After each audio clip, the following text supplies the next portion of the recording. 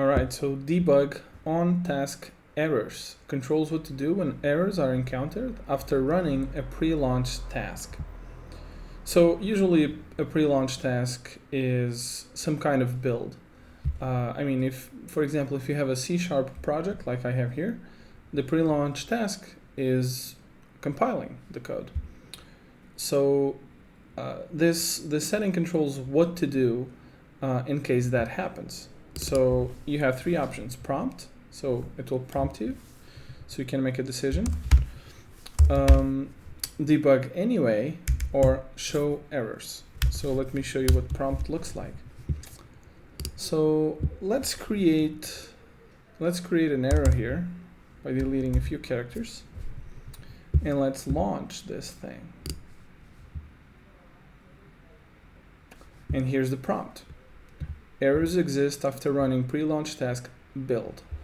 And you can remember your choice in user settings, and then you can show errors, debug anyway, or cancel.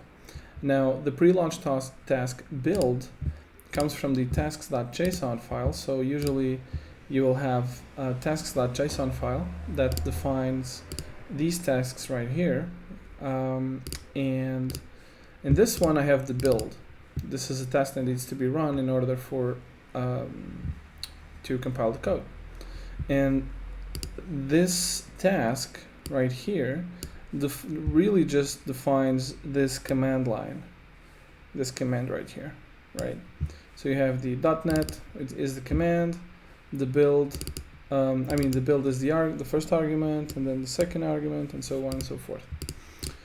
So